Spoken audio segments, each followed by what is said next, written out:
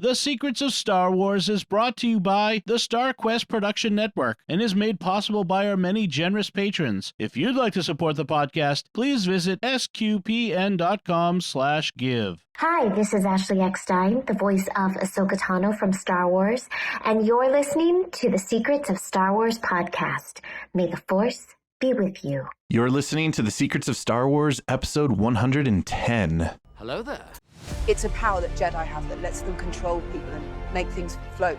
Impressive. Every word in that sentence was wrong. Help me, Obi-Wan Kenobi. You're my only hope. This station is now the ultimate power in the universe. I find your lack of faith disturbing. It's against my programming to impersonate a deity. That's not how the Force works. Force is with me, and I am with the Force, and I fear nothing. Remember, the Force will be with you, always. Hey everyone, I'm Father Andrew Kinstetter, aka Father Fett, and you're listening to the Secrets of Star Wars, where we talk about everything connected to that galaxy far, far away, including the deeper themes and meanings. Also, please, just a quick plug to share the podcast on Twitter or Facebook, your favorite social media, and leave us a review to let us know how we're doing. Also, just note that Spotify now does allow you to rate podcasts, so please give us a 5-star rating there to help us out as well, because this gets us seen by more people and also lets us know what you think of the show. So please share the podcast with your fellow Star Wars fans who would like to listen to us talk about all things Star Wars. And today we are discussing Chapter 6 of the Book of Boba Fett, and the title from this one is From the Desert Comes a Stranger. And joining me tonight on the panel is, first up, we have Old Ben, a.k.a. Mike Creevy. This is going to be fun. Yeah, almost an understatement there. Yes. The Bendu is joining us this evening as well, Angela Ciolana. Yes, everyone, think through your thoughts. Think it through. Think it through. We have a lot to say. Also, we have Mudhorn, Andrew Hermes. I don't know. It's second week in a row, just another filler episode of the Book of Boba Fett. Nothing much to talk about. Through it. Yeah. And finally, we have the full crew tonight. We have Ronan himself, Thomas Sanjurjo. It's great to be here. I'm looking forward to it. Absolutely. So let's just kind of jump into this one, because unlike what Andrew just sort of implied, there is quite a bit to talk about with this particular episode. So as always, I throw it out to you guys first. What did you guys think of this episode? Oh, I was like, I don't know. It broke me a little bit. Like, you guys know how much I love Cad Bane, and yeah. I've been wanting a live action Cad Bane for so long. And so when we saw the stranger coming from the desert, I was just like, no. And then my husband was like, oh, is it that blue guy? I was like, maybe, so, oh gosh, I was more excited about that than Luke Skywalker. That's just kind of like, that's my brain. But anyway, it was totally mind blowing. I mean, obviously, right? But I think probably, a lot of people I've heard have problems, shocker about like how involved we are in so many different stories and so many different characters in the Book of Boba Fett. But my first impression was just like, oh my gosh, it's still the sandbox. Like, we've been talking about how this show is kind of like a sandbox where all these creators just get to play like with Star Wars. And that's how I feel like it is. And it's awesome.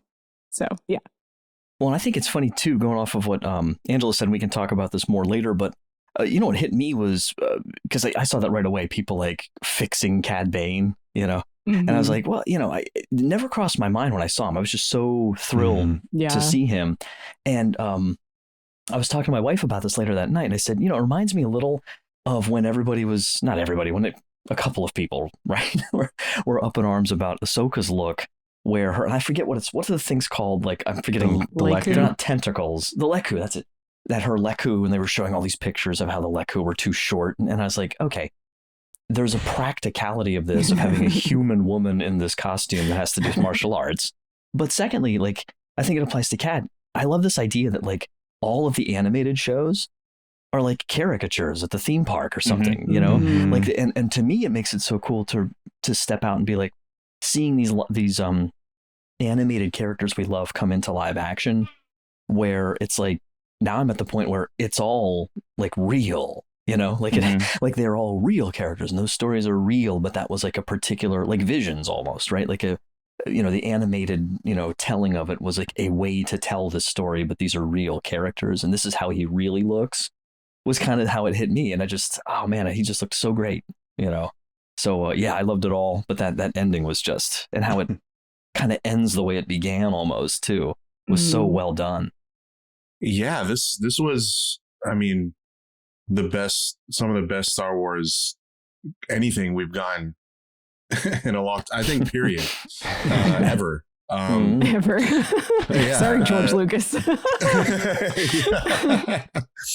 I mean, yeah, it's hard to find the words, but I mean, the feelings that all of us, I know, we had watching this, and coming off of episode 5, where we speculated a lot of like what we might see in this episode, and some of us falling anywhere from like, oh, we're not gonna get much more Mando, to like, oh, maybe we'll get a little bit, maybe we'll see Grogu, but it's gonna probably go back to Boba Fett, the main Boba Fett storyline. Dude, but you called it last time. You were like, it's going to be right up in your face. And it was right up in our face at the beginning of the episode. I didn't think so. I never expected. Yeah. Yeah. Is this a pattern? Again, it's a pattern, and it's a pattern that I gladly accept, that Favreau and Filoni have demonstrated throughout, their Star Wars, their different Star Wars series now, is that,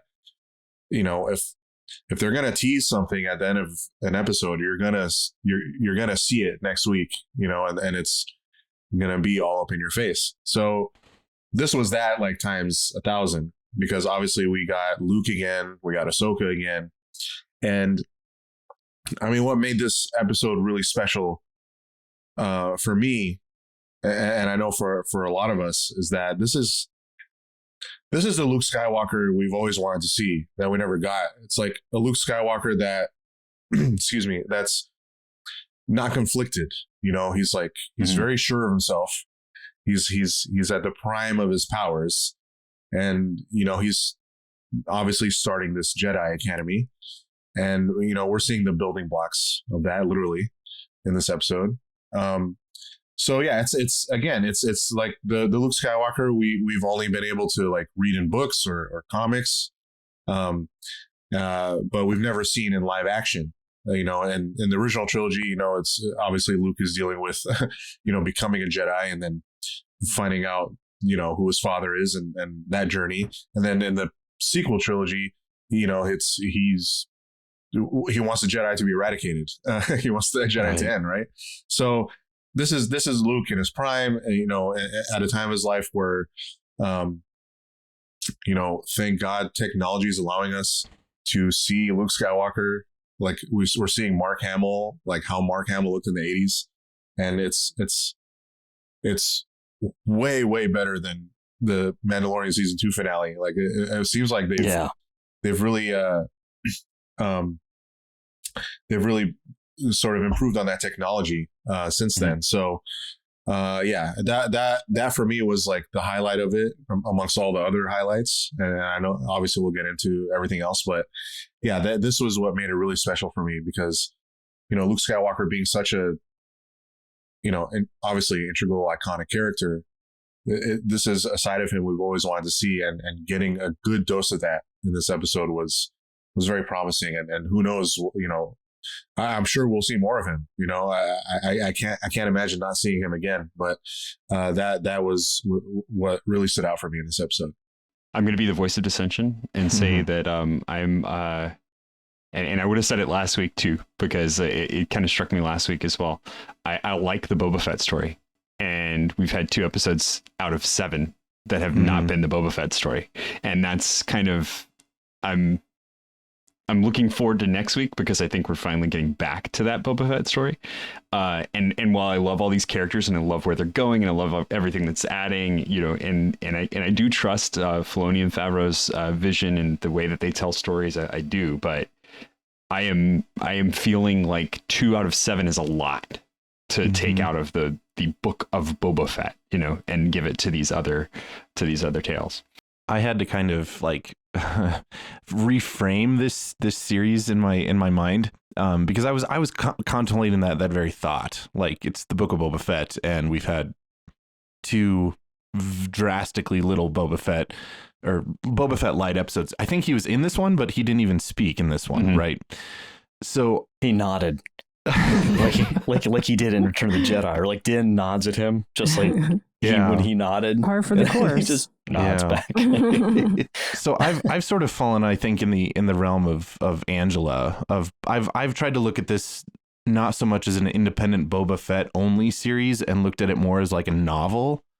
And in a novel, you could have chapters that are dedicated towards, other characters and finding out how they're going to tie into the overall story. So I've sort of had to, like, even The Mandalorian, I think, is going to start to branch out that way. And in fact, I think all the other shows too. So I think if you kind of keep it in mind that they are meant to flow into and out of each other, I totally get your critique though, Thomas. Like, 5/7 of the whole series is actually focused on Boba Fett. So that does feel a little odd, but I will say that I'm perfectly happy with what they're doing.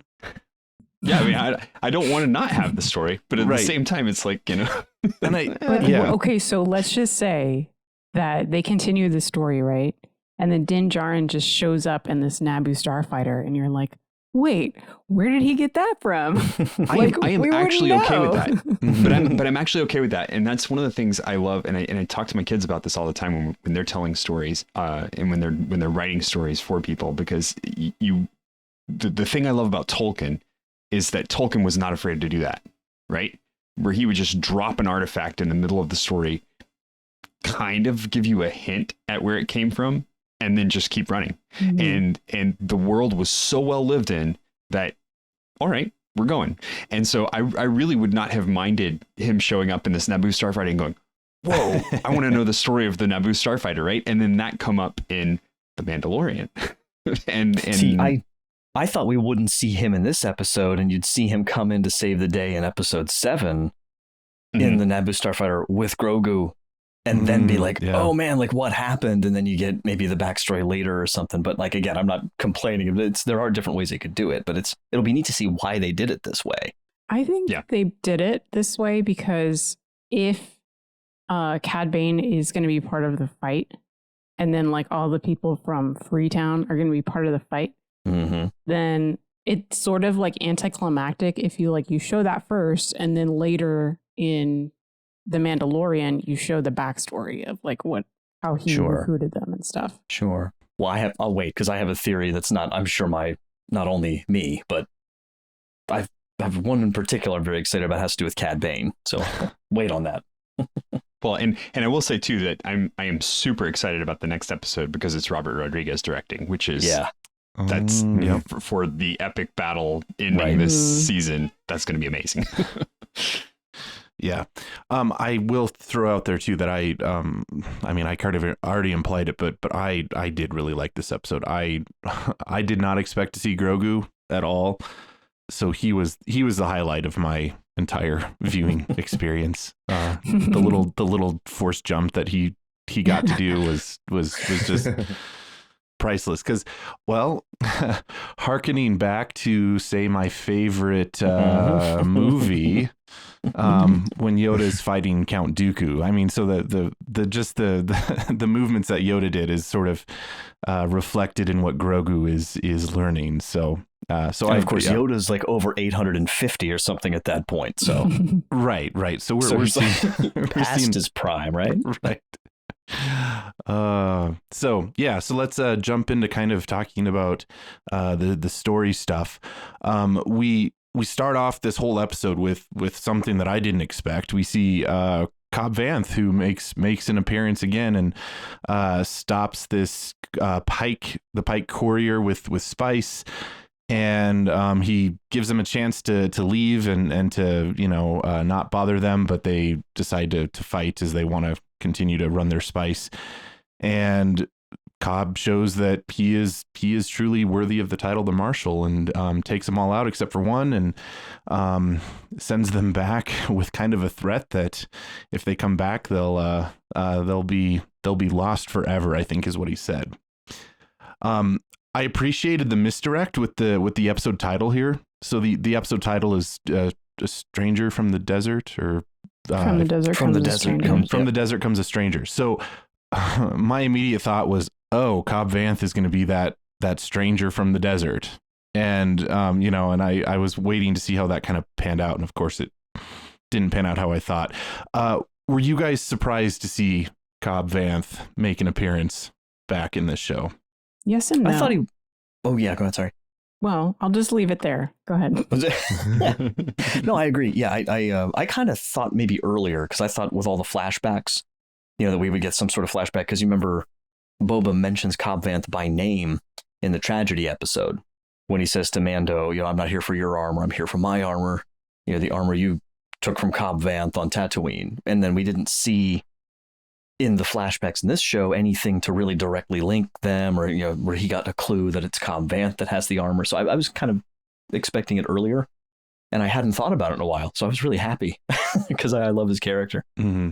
Yeah, I really like his character. I figured he had to show up in here somewhere. I actually thought that that's where they were going to go at the end of the previous episode when the Mandalorian music came in. I figured, okay, well, they'll get the Mando eventually, but I think they're probably going to go for Cobb Vanth first.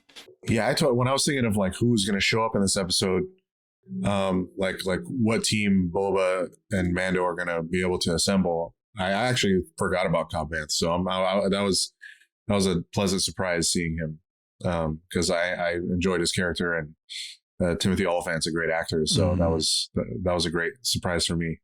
I think I sort of get into this mindset like they're almost like in a one-off episode, and then like I kind of forget about him, and then when they show up again, it's like, oh, that's so cool, and yeah, it makes perfect sense that we would see them again, and I don't know why I didn't think about it, and so I also really was excited to see him and see where this goes. It was also, of course, a bit of a foreshadowing too to make him have an encounter with the Pikes, because that, of course, comes into play later on in how Din Djarin is trying to convince him to help out in this fight against the Pikes. So I felt that was a good storytelling point as well to make.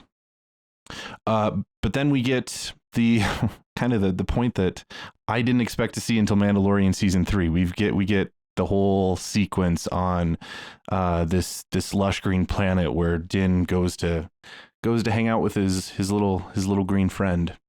Couple points about the planet. This is not a planet that we know the name of. I think it's drawing inspiration from Yavin 4. At least in the Legends universe, that's where Luke created his Jedi Academy. So there's definitely at least a visual similarity there. I don't know if it's actually Yavin 4 or not, but I kind of appreciated the nod there to Legends. They don't actually say the name of the planet, but that's where he goes. And he lands and meets up with R2-D2, and he's, of course, looking for Skywalker and Grogu, and R2-D2 takes him to this little clearing where there's this building being constructed by androids, and they build him a bench to sit on and wait. So, did you guys notice real quick when he's hopping out of the starfighter and the camera starts to move? I saw this on YouTube. I didn't notice it at first, but the way they have it set up, that for one split second, R2 in the background is visible. It almost looks like he's in that little droid cockpit. I did see that. Yeah, as that a was little, cool. Just a fun little nod, like to episode 1. I thought, like when he was in 1, so that was kind of cool. Okay, comment and question. Comment is Din says, "Hello there, friend." He calls a droid a friend, and that shows character development. Question is, those androids that were building the temple thing, were they the Boston Dynamics robots? Because that's what they reminded me of. They did look like them. You're right. I wonder. That's a good I don't point. think I wonder they if they are. actually feature them. But yeah, I don't think they actually are. I know they had some of those ones in Mos Espa, like in the first or second episode, because Dom mentioned it. Right. And I had to go back and look, but they looked a little different, I thought. Yeah, no, these were a little bit more ant-like. Like their legs were kind of out to the side while they were moving. So Did that you would guys have like been how, cool though. Did you like how it looked like the rock was floating for a split second? Yeah. It's like, well, you wonder about some of these buildings, like how do they get constructed? And that's a really, like, this was such a cool, first off, it brought back like real StarCraft vibes, you know, where you go in and like you build your base and you have all your little vehicles that are going out and grabbing the resources for you and building them. And that to me was just perfect. That fits the theme of these expansionist sort of, you know, the Star Wars thing where it's like, okay, we're smugglers and we're going to go to this planet and we need to build this stuff. But I'm too lazy to build the stuff. I'm not going to build the stuff. Let's hire the androids so that you get the bundle of androids. It's like a U-Haul truck and it lands, builds the thing for you, and then they get in the truck and like fly off afterwards. Well, I thought it was just a very interesting, like kind of commentary on technology that was just in general. Like, because I couldn't help but think, like, contrast this operation with like the droid army, you know, factory, or like something out of like Terminator or something. There's just something like a very like unnatural, menacing kind of industrial, like over industrial kind of mentality versus this, which is like a really, like, that's how ants build stuff. Yeah. Like I just kept thinking it's so cool. Like there's these droids, but they fit this really like Edenic almost kind of setting in a weird way because there's like almost a natural quality to them. That was just something that struck me. I thought was cool. I was just happy that they weren't spider droids. Yes. Yeah, 2 more legs for some reason. It works. I don't have a problem with ants at all. So I don't know. Ants annoy me more than spiders, to be honest. It's weird. They do more damage in the house. That's for sure. I don't know. Yes, exactly. They don't creep me out as much though. I don't know. I mean, I used to have, like, my dad and I built an ant farm. Like, like, I mean, I don't really like ants by any means, but like I have more fond memories with ants than I do with with spiders. But yeah, I really appreciated the natural kind of quality that you pointed out, Mike, because that was something that struck me too, was like they would be the perfect ones to like haul these big rocks and stuff, because that's what ants do. So yeah, very, very appropriate and fits the whole kind of, you know, life theme, if you will, of what Luke's all about, and being in balance, and, you know, with life and even with droids, it all kind of fits together. I think it was also like the environment was a little bit more suited to Luke and Grogu because, you know, as opposed to Luke and Yoda, Yoda being so ancient, and then the planet that we met him on was very like you could feel the age, you know, of the planet, and everything around it was like so old, you know, and Yoda was old. But here, like with the bamboo, like it's small in comparison to like a huge tree trunk, you know, and it has a strength, but also like a fragility to it, and like a more youthful feeling to it. So I thought that was interesting as well, just the choice of bamboo to be one of the first things that we see to get a sense of the scene.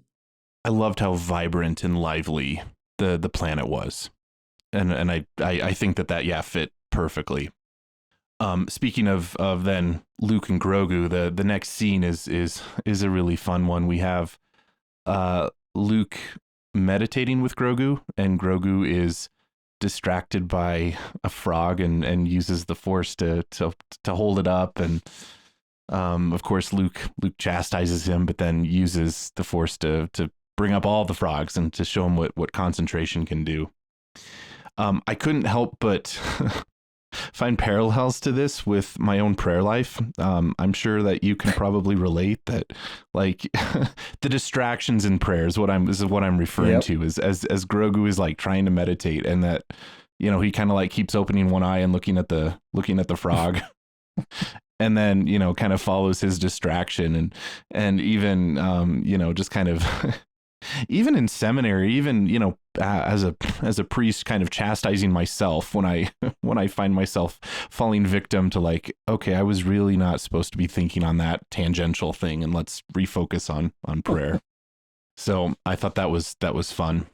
I love the sort of Kung Fu Panda moment we have here too, where like Luke skips all the Master Shifu steps of like banging his head against the wall trying to train his you know, his Po, and he's like, oh, okay, you like the frogs?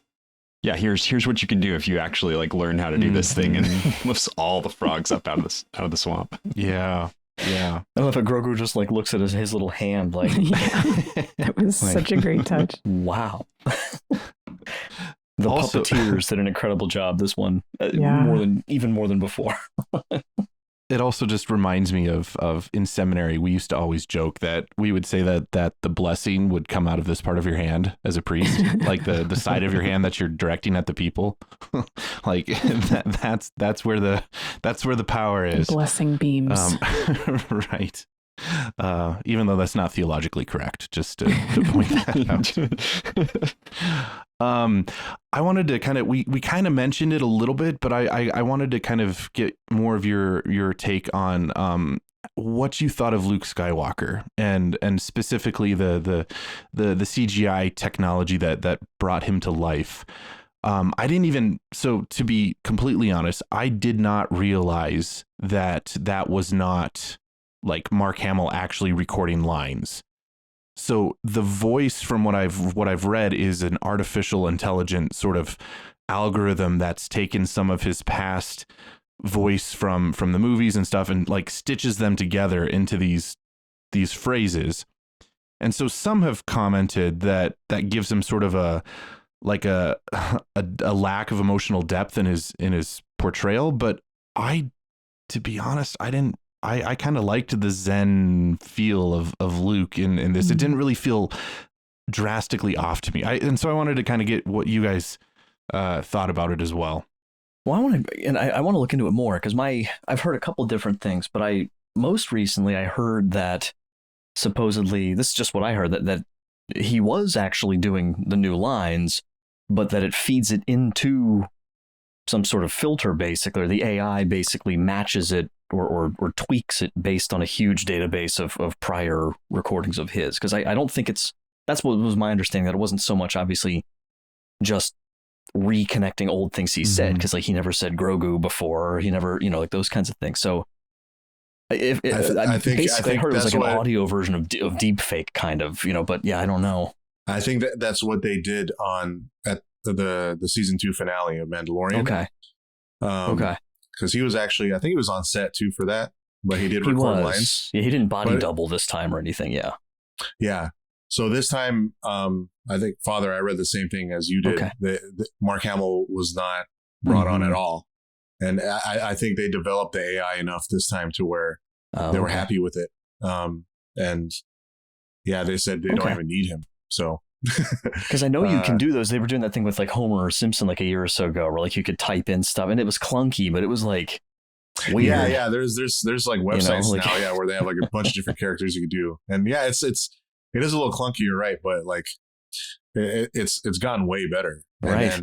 And just better than I can only imagine, right? Yeah, I can only imagine what Disney and Lucasfilm have at their disposal as far as like you know, the technology that they're developing themselves. So yeah, it is impressive that when I read that, I was like, wow, because I imagined the same thing. But yeah, as far, I mean, I thought Luke Skywalker was perfect. I mean, obviously there's here and there, you know, you get like that uncanny valley sort of thing, but like it was not nearly as, you know, distracting or whatever you want to call it as it was at the season 2 finale. At this time there were lots of close-ups and dialogue, and I mean, it was in broad daylight too. So I mean, a lot of times when, you know, they're trying to hide, you know, CGI, you know, they tend to do things in the shadows or in the dark, but make it rain, make it dark. Right, exactly. but they were like showing off. I mean, it was to me, it was like I said, it was perfect. I mean, I think the audience having knowledge, of the character and the actor who plays him, and the fact that, Mark Hamill's still alive. So we know like he's obviously granting his blessing for something like this. And it's such an iconic character that you can do that with him. You can do that with Luke. And I think this is not something that should be common practice, but like, I think for a situation like this, with all those factors, it honors the characters so much and it pleases the audience. I think obviously most people were just, floored and excited and happy to get so much Luke in this episode. So I think as long as the audience is happy, and it's not, again, distracting, or the CGI is not like clunky, because I mean, Luke's in this for a good amount, and I felt like it was handled like perfectly, and again, I think, Father, you made a good point. I think the Zen-like quality kind of fits with where he's at in his life, and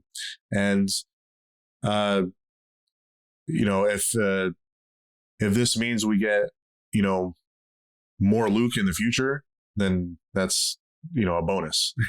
I wouldn't like want to do this for like, let's say like Leia or something like that. Because again, I think you'd want that the original actor to still be alive, or at least grant their blessing, and recreating them in such a way.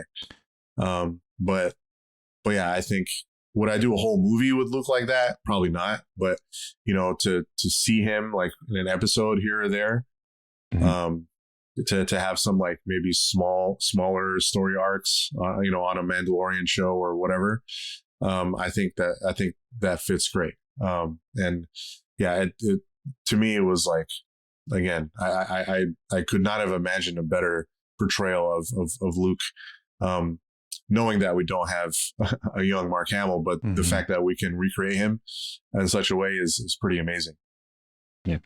I think too, you have one of the ways you can use this technology that's not necessarily taking an existing actor's face and putting it on, on a figure to do, is with so many aliens being such an active part of Star Wars, the ability to not have to model an alien into a scene, but to be able to do a really detailed computer rendering and then take that alien's face and put it on a figure using this AI kind of compilation of images, and to see it work so flawlessly here in a very good way to very clearly work with all of the action that he was going through and everything. That's the way I see this going forward in Star Wars, just to really be used to like, okay, Cad Bane was awesome. I love the way that Cad Bane came out, but let's say that we want to just throw in an alien in the background really quickly, and we have this technology accessible that can just make it happen, and you're going to see it fit more clearly the panoply of everybody that's part of Star Wars. Yeah, and just real quick to throw in there, I knew that the technology for the voice was there. A couple of years ago, I read that there's in Northeastern University, they have what's voice preservation clinic, I think, where you can actually donate your voice for someone who has lost their voice due to some kind of physical ailment, or mental ailment. So it just takes like 2 or 3 hours, apparently, like in a recording booth, to donate your voice so that they can actually use this technology to basically recreate a voice that would fit someone of that age or gender. So just thought I'd throw that out there because that's pretty cool in case anybody's interested in it.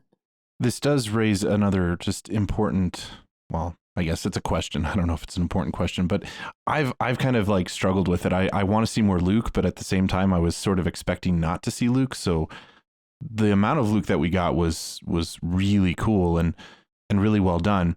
But the question that I have for you guys is, would you prefer to continue to see this kind of technology versus having someone recast as Luke? So I mean, there's all the chatter out there of Sebastian Stan, like, you know, having a similar facial structure to Luke, or, you know, we have Han Solo has already been recast, you know, in the Solo movie. And, you know, and I think there's something beneficial to having, you know, a different actor play the role, and there's nothing wrong with multiple actors playing, you know, a particular role. You know, even as we see, you know, Ahsoka's got a voice actor, and then Rosario Dawson, the physical live action. So I guess, would you guys prefer to continue to see this kind of technology versus having someone recast? And I'm still like completely in the middle there. I don't even know which direction I would go at this point. I think I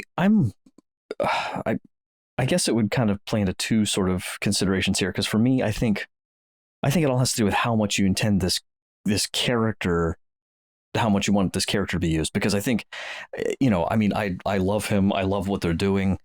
But I don't know. I mean, I would, of course, love it if they made like a Luke Skywalker show. But I think there needs to be some balance there, because you don't want to burn the character out either, I don't think. Mm-hmm. You know, that's what Last Jedi's for. I'm sorry, I had to do it. No, I've got him right here. I've got him. This old man Luke right here. But and I'm not, you know, just to be clear, I have my issues with the sequel trilogy, but I don't write them off necessarily. I think there's some good sort of themes there, you know, but I think. I would love to see, for example, like when Luke says to Ahsoka, you know, will I see you again? And, you know, perhaps, like, that's a yes. You know what I mean? It's like, but I think that you have a tremendous opportunity to, like, how excited I was to see Cobb Vanth when I wasn't quite expecting it. If it's like every single week, it's like, oh, how's Luke going to pop into this one? You know, it's like, I just feel like they'll kind of overplay the hand a little bit. So with that in mind, I'd say just keep developing this technology and give us 1983 Mark Hamill every time. You know, it's like this. It's just, I don't think that'll ever get old.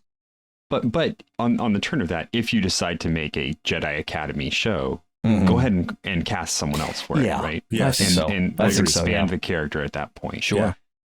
And Sebastian Stan's a good age for that too. Right. Yeah, and I think even with this technology, it's probably it takes so much money and effort just to get what we got. Like, I could only imagine how hard it would be to do a series where he's the main character.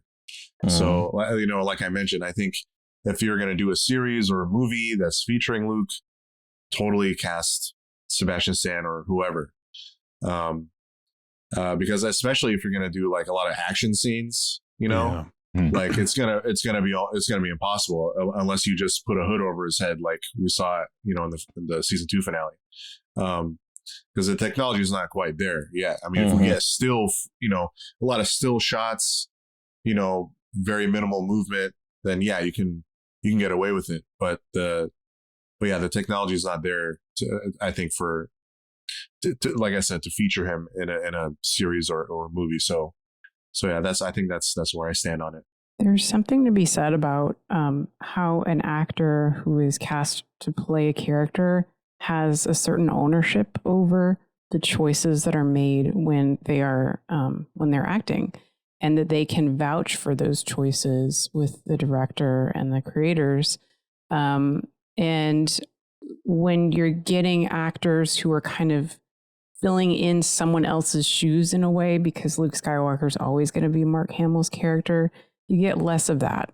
You know, and even if you recast like Sebastian Stan, it's kind of going to be, well, what would Mark Hamill's Luke Skywalker do? And we've seen that in different, you know, iterations of different characters over, you know, the last few decades. But I think, you know, to incorporate this technology more and more into filmmaking, you start to get into that conversation of the value of having a specific person kind of adapting and adopting an identity, a fictional identity in a way, and really have a stewardship of the character. And we know that Mark Hamill has really vouched for that as well over the years. And so, I think that's very important. And I hope that the filmmaking community continues to think about that and just about the individual choices that are involved. I want to think you run into the Bond effect too, right? Because there's no shortage of debate over who the real James Bond is, the better James Bond. But I think that discussion itself can be fun and helpful and help drive the character in some ways. And, but the only way you do that is to have it be more than one person, Yeah. And of course, Connery's the best, but anyway. But with Bond though, and I was thinking of Batman as another example, right? Where we've had so many Batmans, and it's the issue there is that those characters existed outside of the movies first, and so they were never originally portrayed by someone. Whereas Luke was originally portrayed by Mark Hamill, so it's always going to be difficult to escape that. Right. The other thing that I was kind of thinking about too is I would be nervous of going too far into the technology realm when it comes to a live action TV show or movie, because I think part of the joy and the fun of watching live action is the realness of the human body that's there, the person that's acting. We have all the technology with the animated shows, and it's truly wonderful. Right. But if there's something about a live action that just brings a whole new depth to things. So, I mean, even if you go to the theater and you see a play or production in live action, but I think also too in movies, I like the grounded in realness that it is. So I guess I don't know if I'll be settled on the debate on whether I want more Luke this way or not, but give us an animated show with them, right? Luke and Han and Leia. Yeah. Well, and real quick to your point, Father, we're not just bodies, right? It's great to have just a physical body there, but we are not just bodies. That's what the computer's recreating, but the computer can't recreate somebody who has a soul and a spirit, and that's a totally different dimension. Yeah. Yeah.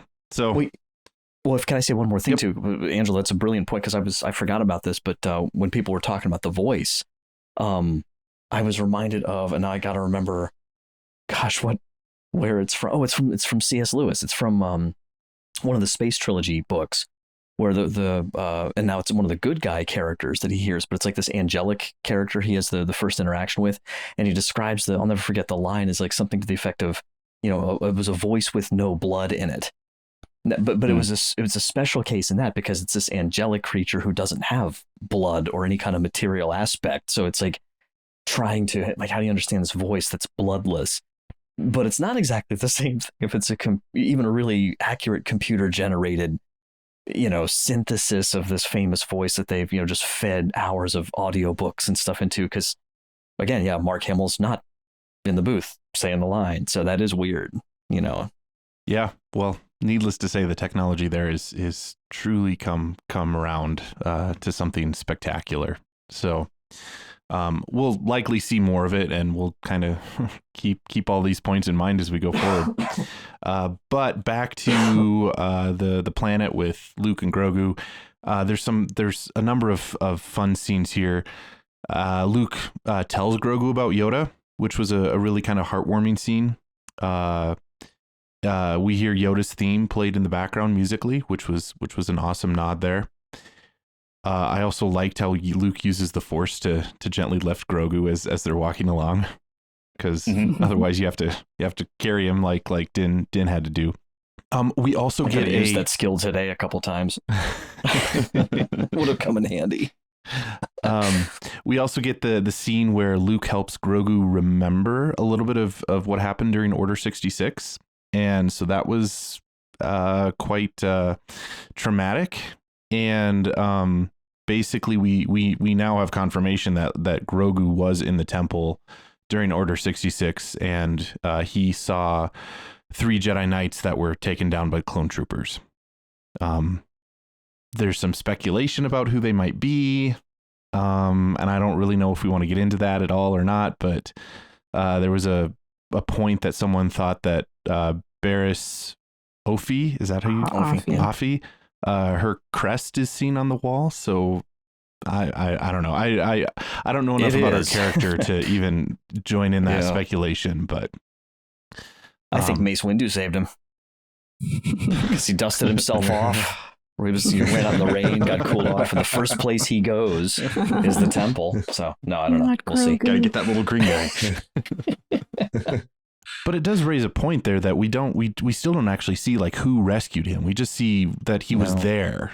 and that these 3 Jedi are taken out. We still don't know what happened to him after that. And he's way too young to save himself. Mm-hmm. He's just an innocent. Yeah.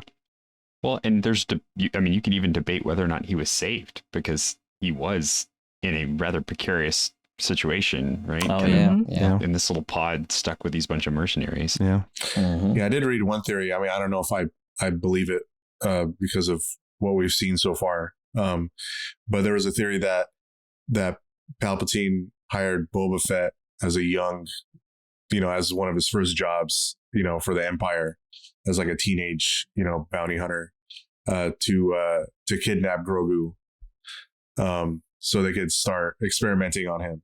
And like Palpatine, like the reasoning was Palpatine wouldn't trust, any of his people. He would, because Palpatine hired bounty hunters to do certain things, and not, there was stuff that he didn't tell Vader about. So that was one theory, which I can maybe see, like maybe Palpatine being behind, like you mentioned, maybe he wasn't rescued, maybe he was kidnapped. It's like, make sure we don't kill this one. So make sure Anakin leaves this one alone. So yeah, that could be that. That's something I think that might have some, merit to it. Wasn't there a Clone Wars episode where Cad was kidnapping Force-sensitive kids? Yes, actually, you're right. That just came back to me. It could have been Cad. That's a good point. He did do that. You're right. Yeah, he's done that before. I think that was in Rebels too. Oh my gosh! Either way, that's like, and that's my theory here is this. I think that Grogu was taken by the Empire.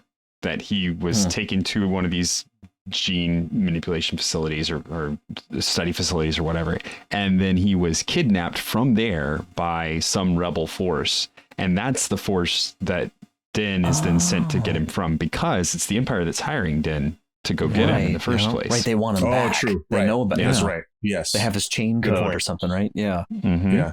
Do you think the Bad Batch? Well, we'll see. That's been speculated.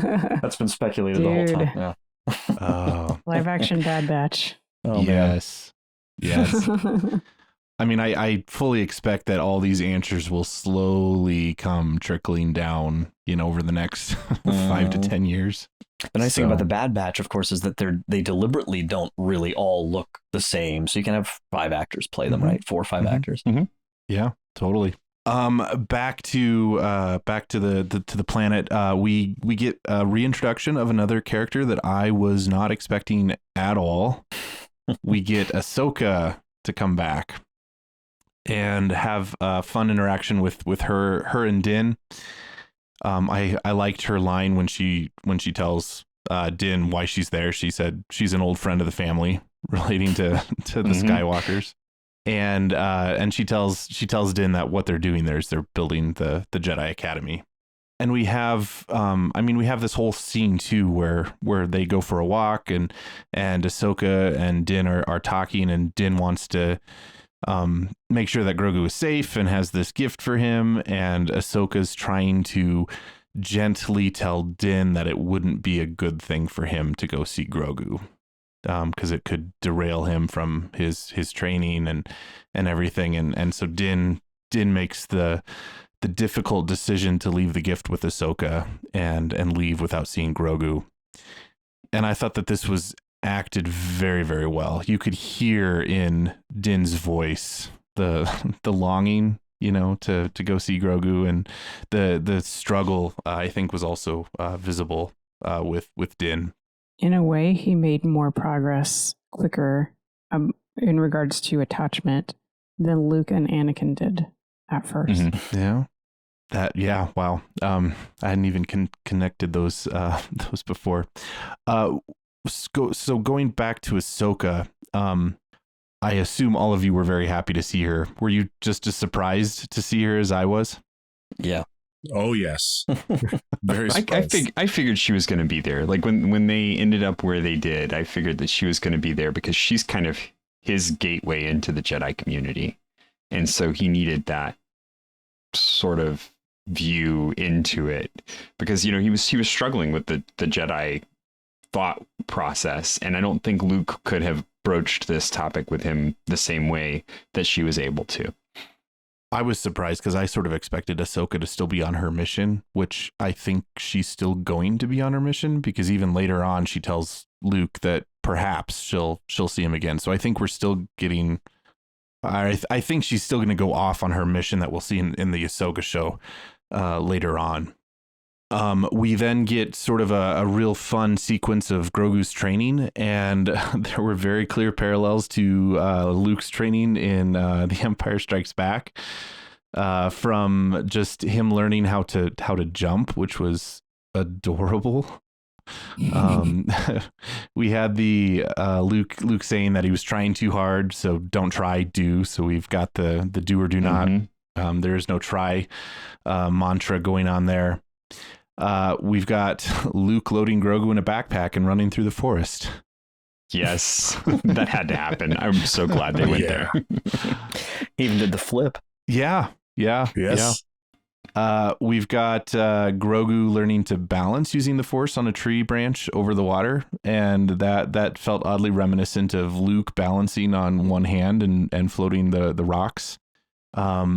And then the fun sequence of Luke using a training remote to that was my favorite to test the reflexes. Awesome. Just blast him.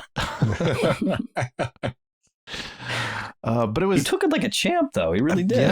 Yeah. Well, and he used it, to teach him. He says, to always get back up, and of course, that was sort of the conclusion of when he was trying to teach him or trying to help him use the Force to jump. This was the culmination of that. This is where he finally uses the Force to jump and dodge, and is able to take down the remote droid. So yeah, lots of fun stuff there. I don't know if you guys had any thoughts there to share. No, because I know this will be a long show, and I'm saving some of my other thoughts for other time. Well, then we will keep on going. We have a cool moment between Luke and Ahsoka. I think a lot of people were very happy to see those two characters actually interact in canon and not just kind of hopeful. So that was fun, and of course Ahsoka gives the gift to Luke to give to Grogu later, and we'll get to that. And real quick, I liked that that they dropped us into, like, we don't know how often they've seen each other. Like, they're obviously comfortable enough with each other that you get the impression that they've had some interaction for a while. And I mean, there was all this speculation, right? And after that season finale of season 2 with Mandalorian, that where did he learn those old school saber techniques? Like, because there's certain things I went back and watched a bunch, the security camera footage and all that, just that whole sequence with the Dark Troopers. Like, he's got certain form hat tips to different, there's some Anakin style stuff that he's doing, and it was just like, he didn't learn that from Obi-Wan. Everybody else is dead, supposedly. So it's just like, I feel like they didn't officially say it in this episode, but I'm pretty strongly headcanoning that he's been training with Ahsoka, which is such a beautiful, like, that as a Catholic, there's almost like this, not quite apostolic succession, but there's a little bit of this, like, it's almost like he's kind of trained by his dad, in this beautiful way. And I have no doubt that we're going to be seeing some down the road here, at least, some Force Ghost connections, to kind of round some of this out eventually. Wouldn't surprise me, which would be pretty awesome, especially with Hayden officially booked for, the Ahsoka series too, not just Kenobi. The other option is R2. Yeah. Like, maybe he had recordings. Yeah, that's true. That he showed recordings. Yeah. I also think it's beautiful there too, if you think about it, that Anakin trained Ahsoka, and then Ahsoka is able to kind of become the master and train Luke to some degree. So there's, the succession there too, but just Ahsoka being able to kind of share wisdom from what she experienced with Anakin and his downfall, and pass that on to Luke. We assume that this kind of already has happened to some degree. So we do leave this wonderful planet and head back to Tatooine, because that's where we're heading for the finale. And so Din has accomplished, more or less, going to see Grogu, and goes back to Boba's palace. I keep wanting to call it Jabba's palace in my head because that's just what I've called it for decades. And arrives in time to get the debrief from Fennec Shand, and who is telling the group there that Mayor Shaiz is out of town or flown off world, and so they're expecting the Pikes to attack fairly soon. And so they've got all the muscle there. They've got Din, they've got Chrysanthemum, and they've got the young cybernetic punks, I guess. I don't know what you want to call them. The mods. The mods. But they are, of course, still needing some foot soldiers. And so that's what prompts Din to then go to Mos Pelgo to check in with Cobb Vanth. And just a quick point, when he goes to Mos Pelgo, I loved seeing the Jawas and the crate dragon that's tied onto the top of the sandcrawler. That was very Texas, because I've seen a lot of skulls on trucks. I think these, like The Mandalorian and the Book of Boba Fett, have made me just love Jawas more than I ever could have before. They are such a fun group or fun species. Amy Sedaris and that whole interaction with us. It's just, they're so good. That was a complete win. They're furry. Yeah. Very furry. So Din lands and connects up with Marshal Cobb Vanth. We meet his deputy, who's a bit of a he's kind of jumpy, and he's not quite trustworthy yet. That was my ham solo, by the way, was Deputy Scott, because there was a lot of chatter about like that you guys couldn't come up with something more spacey than that. He wasn't worthy of it. Deputy Scott. He put way too much faith in that Bob Marley song. Oh man. Oh well. That's I also totally related that to Cobb Vanth when he asks Din, where's the little guy? Like that's kind of everyone's common question. Where's the little guy? So they have this conversation. Din is trying to convince Cobb to get the people of Freetown, as now they're calling it, instead of Mos Pelgo, trying to get the members of Freetown to come and help Boba Fett defend against the coming war with the Pikes. And a point there that I really appreciated was Din makes the point that, okay, you might be okay right now, but this is you all share the same planet, and the Pikes they're gonna affect you. Even if this particular battle isn't going to affect you directly, the whole thing is going to affect you at some point. And so I really appreciated that, because I think that idea is, we need to kind of keep that in mind in our modern day too, that like often we can kind of look at like things happening, on the other side of the world and just sort of put it out of our minds and say like, it's whatever. It's not affecting me. When in reality, I mean, we all share the same humanity. We're all connected at some point. And so we do want to try our best to, when things are going bad on the other side of the world, to help out how we can. And often that means, just trying to support those organizations that do help out in those kind of things. And it's just important to kind of keep in mind the solidarity of the human family across the world. And so I appreciated that was the rationale that Din was using to try to convince them to come and help join the fight. I just think of the pandemic as the physical manifestation of that. Yeah. Mm-hmm. We're all connected, and it's we don't want to kind of we don't want to fall into an isolationist sort of mentality, because that's just that doesn't work, and that's not who we are. Another fun quip that happens, Cobb sort of agrees and figures he's gonna do what he can to help, and he makes the comment, he says, that big smile of yours lets you get away with anything. So who else thought he was going to take his helmet off at that moment? I thought that was a little way into that, like, because he hasn't seen him with his helmet off, doesn't know that's something that's like now a thing that occasionally he does when he means it. But that's what they were. the first time he was in Mos Pelgo, I think they were all trying to get him to take his helmet off, right? Like that was the whole thing in the season, was like trying to get him to take his helmet off. Yeah. Maybe I'm misremembering, but anyway. That I forget if it was Mos Pelgo or if it was someone else, but that did happen for sure. I'm just not quite. No, it was was it? I know it happened with that. The other bounty hunter that went with him to get Fennec was trying to get him to take his helmet off too. Of course, they just made a big deal about that in the entirety of season 1. Yeah. So right. So either way, he doesn't take off his helmet, and I expect him to at some point. And we get perhaps the biggest moment for Angela in the entire episode. Would you like to lead this part, Angela? Well, my husband and I were talking about how successful the cinematography was. That first of all, you get the winds of change. Like I don't know if you noticed, but there was this wind chime that like the breeze blew in, and it was like, that's a very Western trope, that like the winds of change come into town and here comes a stranger.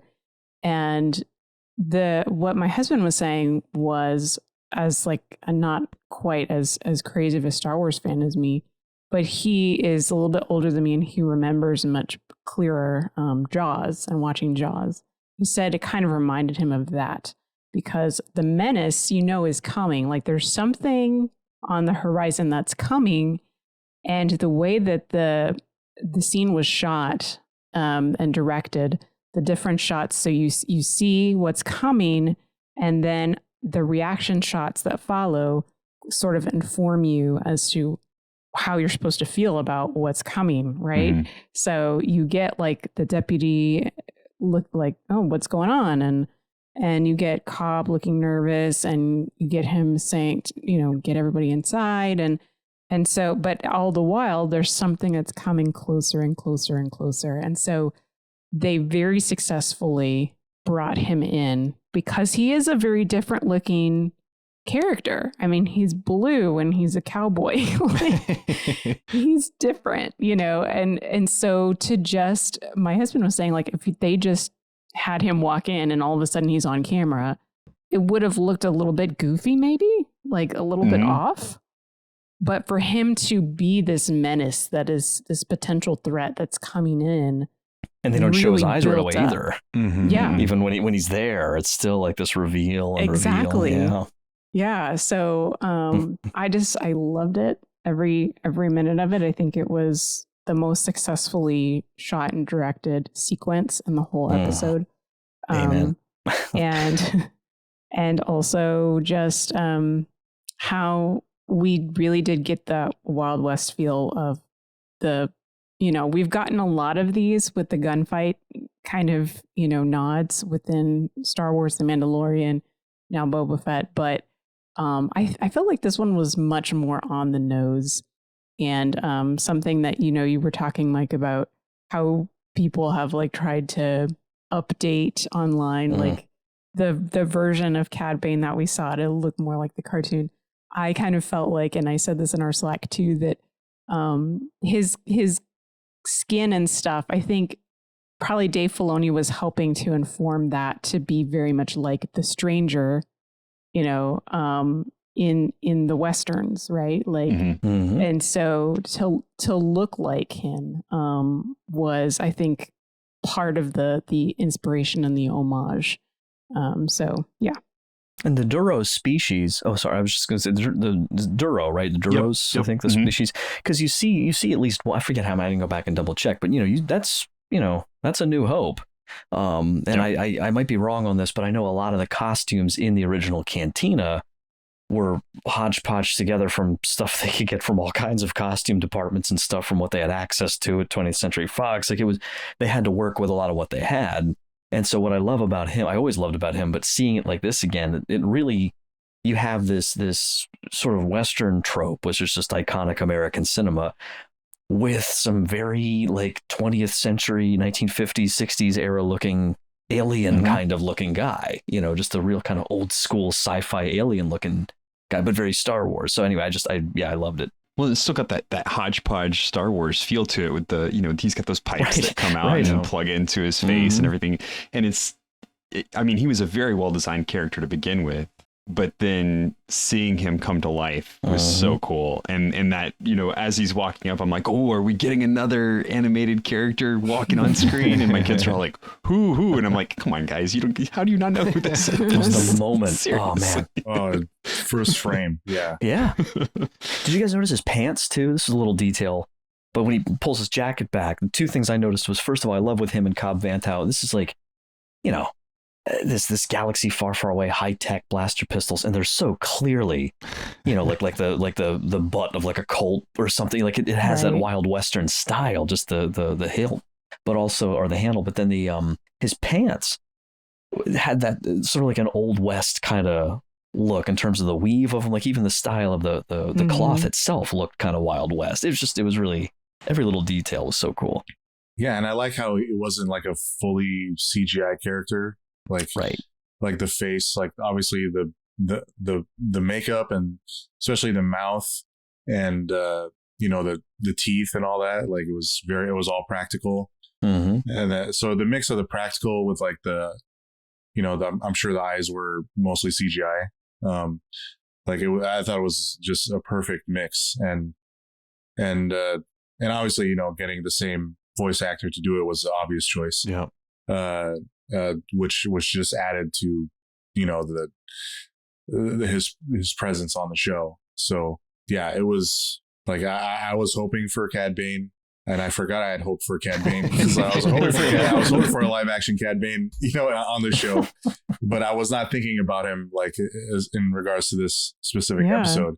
So it was another pleasant surprise for me. And again, like we just mentioned, like just instantly we knew it was him, like way off into the distance, that blurry, dusty shot. We knew right away it was him. And that anticipation of getting to see what he looked like was very well directed. And yeah, he was menacing. And there's a theory that I read that maybe he's the one that took out the Tusken Raiders. That's likely. Yeah. Angela doesn't want to hear that though. Yeah, I know. We already talked about this a little bit. Yeah, we talked about it in our Slack. But the thing is, okay, that was my initial reaction. Like, no, that's but right. then I have to hate him. But Right. it's very likely, isn't it? Right. Yeah. Hey, he does. I mean, for him, it's just about the money, right? Yeah. So he'll do anything for the right price. So, there's one thing we do know: the Pikes have plenty of money and plenty of spice. So if he's working for them, he's capable of doing anything. So yeah, that wouldn't surprise me.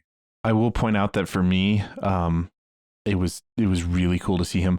I did not even think about the color of his skin. Like I didn't even realize that it was a thing until I went online and I was like, oh, he's blue. People are having issues with this. So I really loved the way that he looked. I loved his hat, and definitely that whole scene. And it makes sense for the story for him to be on the side of the Pikes. And we're going into a clear battle between him and Boba and Din, and so it'll be that the finale is going to be great. So and they needed this too, because they don't have anybody before Cad Bane walks in. They don't have anybody on that team that like feels like a threat to now, this combined force of superheroes from the Star Wars universe. Yeah. The anti-Avengers. Yeah. I'm dying for Cad to somehow temporarily in the fight get the Darksaber and then Boba to beat Cad and have the Darksaber. And no one has to die, right? Like we know you don't have to die just to win in combat. So you can do all that and have everyone be all beat up, and then Cad Bane gets away. And I don't know. I don't want him to die. I want him to lose. I want him to get the Darksaber as a bridge to Boba getting the Darksaber. That's my hope. Well, I think we've mentioned it before that's kind of one of our kind of prominent theories, is that eventually Boba is going to probably be the Mandalore versus Din. I think Din has to be. Just seems to make more sense. Yeah, I think Din is destined to be a dad to Grogu. Mm-hmm.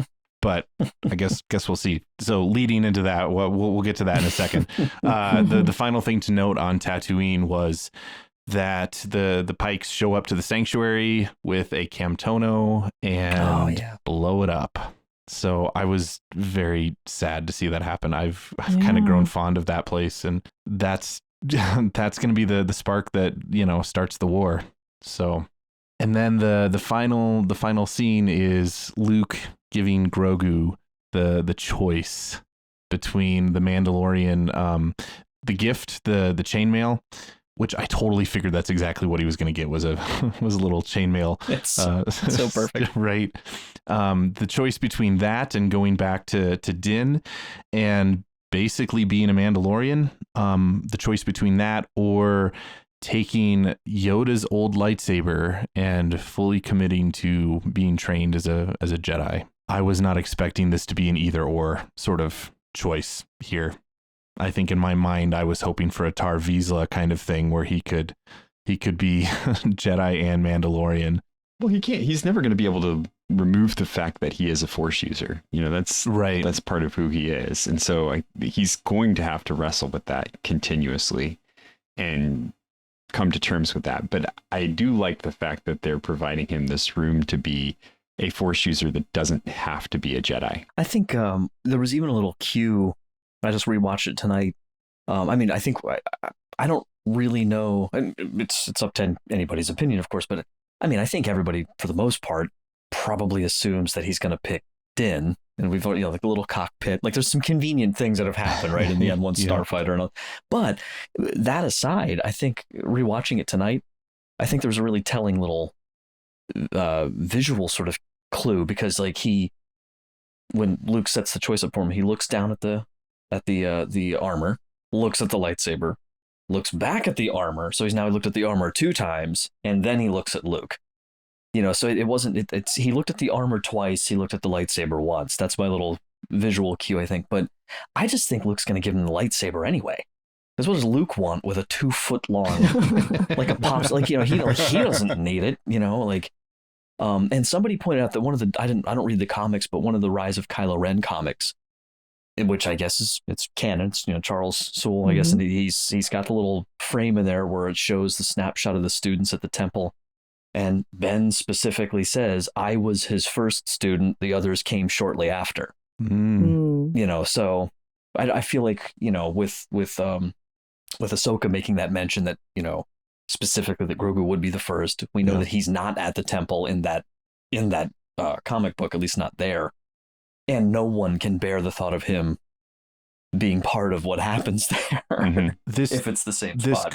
These are some things. This could be the storyline that tells us why Grogu is not there when Ben goes on his killing spree. And it makes sense. I want little training montage with the lightsaber forms so that the two of them are doing lightsaber forms together. Oh my gosh.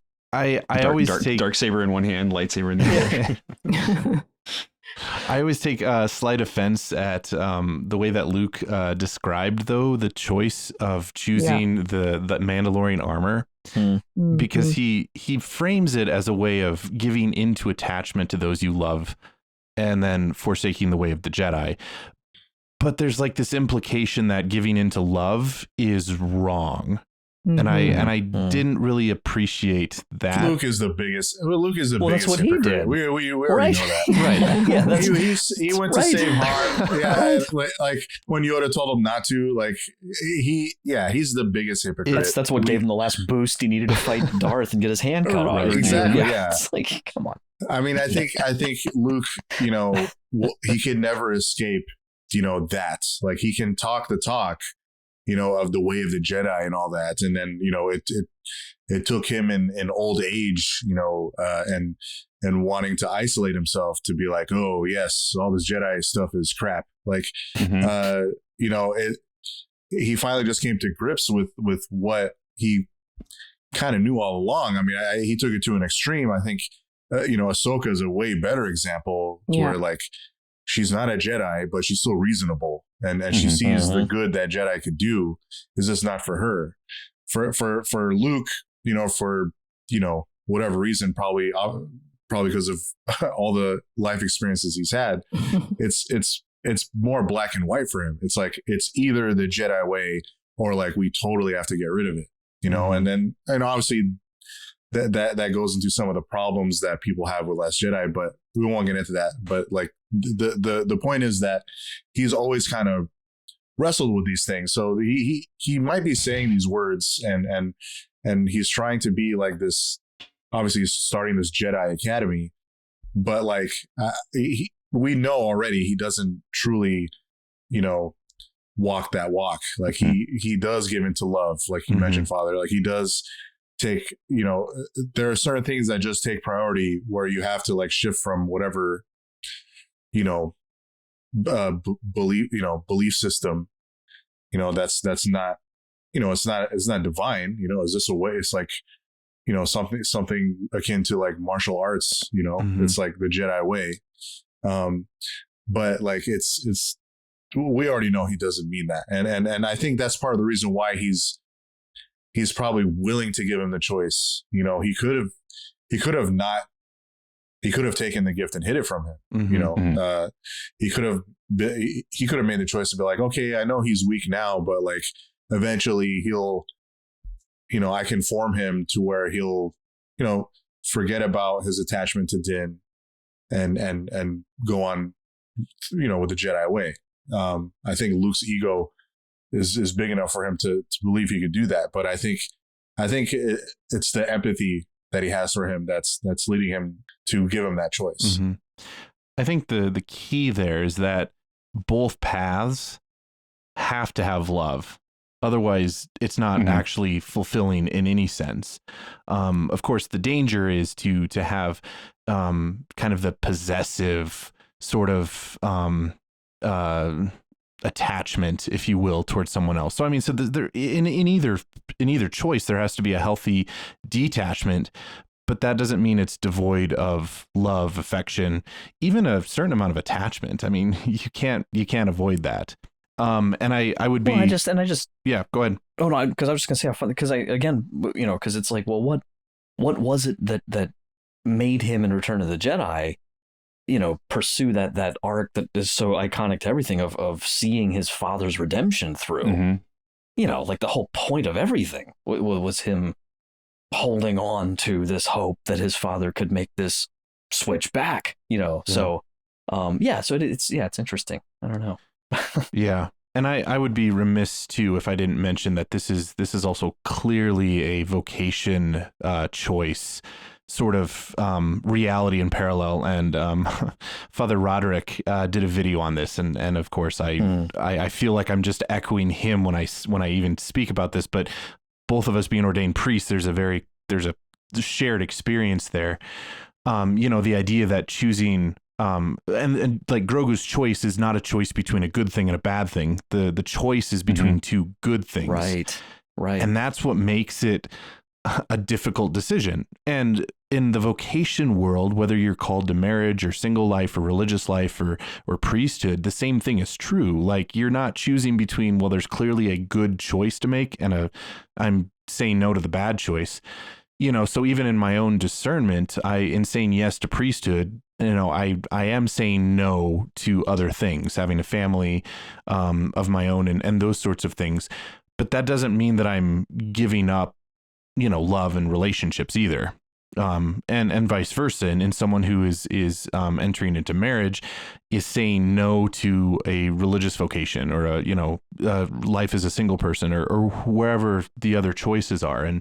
And so there's a parallel there that I can understand. I think we all, to some degree, at least, unless you're still young enough that you haven't really engaged those vocation questions yet, there's a way that we can relate to what Grogu is experiencing, and that I think is important. And so, even though I hope that he could do both, I do have a appreciation for the fact that this is set up in a kind of an either or sort of way. And if I could kind of bring up a bridge as the Bendu, between the last scene and this scene. If you remember the Weequay proprietor of the bar, the saloon, when he is hearing about Din's proposal for the town, he's like, nope, that's not us. That's not our problem.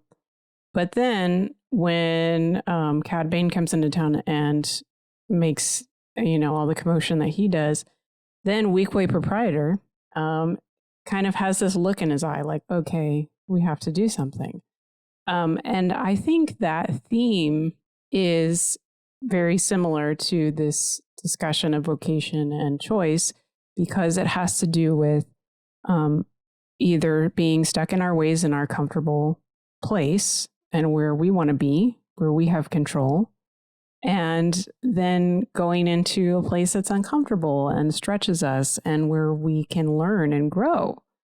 And so that is kind of what I see as, bringing it down to like the micro level, the like everyday, like, because we don't make huge vocational decisions every day, but we do make choices of like, am I just going to be comfortable right now, or am I going to step out of my comfort zone and allow myself to like encounter another person, to like encounter my little insecurities, that I have, and all kinds of things, and be stretched, So there is definitely that place of conversation that is about love. Obviously love has to inform everything that we do, but also we have to think about, fear is sort of the opposite of love. And so if we're constantly wanting to guard ourselves, like you were saying, at the beginning, isolationism, it all kind of ties together, right, in this episode. Yeah. And I think really when it comes down to it, also the thing to remember about being a Jedi is that the will of the Force, not what's right or wrong, not that there's this black and white that Luke's trying to portray here, or that a lot of the Jedi Order was about, but that the will of the Force. And a lot of times that's messy. It's not messy in the sense like, well, you can make whatever decision you want, or there's like gray areas or anything like that. But it's not that it's about us making the right or wrong choice. It's about us making the better choice and continually preparing ourselves to make that better choice. And for Grogu, that might be, in this case, going with Den, because that's where the Force is calling him. That's where he's being pulled to, not without reason. And that we're going to see something come of that relationship that is beneficial to everyone. Yeah, hopefully we see the result of that on Wednesday, because if I had to wait till the season opener of Mandalorian season 3, I think that would be difficult. So remember the pattern. That's right, pattern. Andrew. I should just learn to just trust you on this. No, don't. Maybe just on these. Maybe just on that. Not with anything else. Oh, perfect. Any other final thoughts that any of you had regarding this episode? Well, I don't think did we talk about like is Cobb Vanth still alive? What do you guys think? Yep, I did want to bring that up. So it's been pointed out, at least from what I've read, that he was shot in the shoulder, and like that's what it looks like. The deputy was clearly shot in the torso, many times. And so the deputy's likely dead. And yeah, the selfish part of me really wants Cobb to live, because he's a fun character. So just to flesh out my obvious reference earlier, so Cad shot the sheriff, and he did shoot the deputy many more times. So yes. One of my kids asked, why did he shoot him so many times? And my wife was like, because he was annoying. He was annoying. I was like, do you want me to rewind it and then we can go back? And you notice even though the deputy, pulled out the gun first, Cad knew that Cobb Vanth is way quicker, so he still shot Cobb first, and was still quick enough to shoot the deputy a bunch of times. So which was again so brilliant, to have that first scene show us how fast Cobb is, and then it also made me just appreciate Cad's ruthlessness and his efficiency, because I was expecting Cobb to win the draw. No, this guy has won in battles with Jedi. His reflexes are none. Do you guys know how old he is right now, by the way, according to canon? Like 72, I think. 72. Yeah. He's 72 he's years old. He's a Duro's age, but yeah. Right. He's probably in his prime. Got it. He looks like Harrison Ford at 80. No, it's just whatever. It's like, how do these guys do? Do we have predictions for the finale? I mean, I still wonder if we're going to get Omega. I mean, I know we keep mentioning that, but maybe at the very, very end. Yeah, I wouldn't expect her to be prominent. Like a whole nother character. I think a variety of teasers. Yeah. I think like there's going to be a big tease at the end, and there's going to be one or maybe two after credit scenes. Yeah. Well, for sure we're going to get at least one. I mean, similar to like that surprise of Book of Boba Fett that we got. But I think there might be a couple because there's a lot of shows coming up. So I think it's going to tee off the next one, whether, I mean, and I think the next one is most likely Kenobi, right? So, I'm expecting teases for the future shows and obviously for Mando season 3. All I want is Boba Fett on Rancor. That's it. That is my one desire. I'm looking forward to everything else because it's directing again. But I want Boba Fett on Rancor. Well, they haven't confirmed. I haven't heard anything about a season 2 of Book of Boba Fett. So I mean, I feel like everything that they've set up in this show, you have to assume somehow is coming. How long is this episode gonna be? I mean, I think it's got to be a full hour almost, or I don't know. Yeah. I mean, I think like what they were referring to the show as, during the pre-production, this is very much like Mandalorian 2.5. So I think this storyline, whatever storylines, whatever strings that are left hanging are going to be left for Mando season 3. So then maybe this Pike battle, like obviously we're going to get this Pike battle and that'll be over with, but I'm sure that'll lead to something else. Well, and if they're setting, we probably won't get go ahead. If they're setting Boba Fett up to be the new Mandalore, that would clearly play into season 3 of The Mandalorian versus another Boba Fett show. Yeah, there probably won't be another Book of Boba Fett, but this is obviously, I think, unless they really surprise us and kill him off, I think this is not the last we'll see of Boba Fett.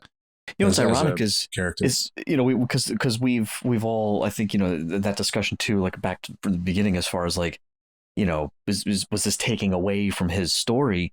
But in another way, I thought it's interesting. I feel like this entire show almost exists to justify that not being what people said about him if this was in Mandalorian. I mean, if you had like 4 episodes of The Mandalorian where it's all focused on Boba. So that's actually, I'm just thinking of it sort of from a different angle now. It's kind of a cool way to have it all kind of connect. But they've also set up this whole thing about Tatooine having been covered in water, and like there's almost this prophetic return of the waters and stuff. They cannot let that drop at this point. Right. That's too big a thing to just kind of it's there, whatever. We're just gonna keep moving on. Well, and not all, but many important things in Star Wars history happen on Tatooine. Like that's it happens. So yeah, there's more to Tatooine than meets the eye, maybe. Anything else? The one last thing I wanted to bring up was I thought it was really interesting that the choice that Grogu has is between a weapon and armor. Yep. And the weapon is the Jedi and the armor is the Mandalorian. Yep. I actually thought about that too. Kind of ironic there. And that his armor was made out of a weapon because that weapon was inappropriate. But Beskar isn't made to be into weapons. It's meant to be armor. Except for maybe the whistling birds, but we don't have time for that. But, hold on a minute. Perfect. Well, I think that there is quite a bit that we're excited for in just a couple days when we get to see the finale here. So stay tuned for our conversation on that next week, and we will wrap up this episode now. And before we get to our wrap up, though, we do have some listener feedback to get to, and we've got an email from Jeff Hacker. And so he actually comments on a number of different episodes. So I'm just going to kind of read through his email for all of us. He said, "Hello there. Wow, this has been an amazing ride the last few chapters. Something about chapter 4 that may clarify Boba's reference to the double cross. It confused me too, so I looked it up. I have not read it, but in the recent comic storyline Bounty Hunter Wars, it's shown that during Boba's trip to Jabba's palace with Carbonite, Han, Jabba put a bounty on Boba due to Boba not being fast enough with the delivery. Other hunters took Han while Boba defended himself. It is revealed that Bib put the bounty out there to make him lose face. Barring anything else being revealed, this looks to be the double cross that he was referring to. What an amazing chapter 5. So much Mandalore stuff for which I have some wild speculation. Prior to this chapter, I believed the Darksaber was constructed with Beskar, which is possibly why the blade is dark. Some kind of mechanism inside it to focus the blade. The armor did confirm it is made of Beskar.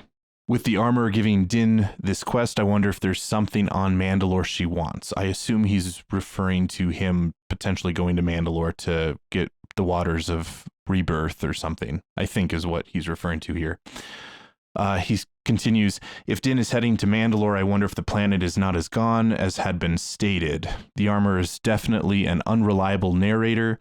I think that Thrawn has forces on Mandalore going after Beskar or something under the surface. I wonder if there might be a large underground covert surviving under the surface. If so, I wonder if Din going underground with the Darksaber will give him the army to retake Mandalore. To pull from legends, I also wonder if there might be a weapon stockpile, which may include basilisk war droids, which Mandalorians rode in battle when attacking a planet.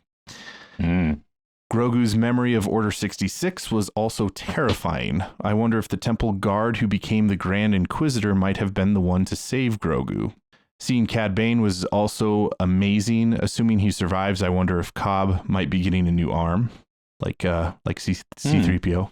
Mm-hmm. I have no idea where the final chapter will go, but I am ready for the ride. God bless you all, and I look forward to the final chapter and y'all's thoughts on it. This is the way, Jeff. So, thanks for your projections and speculations, and we're all on this ride together. So we'll see where we go with it.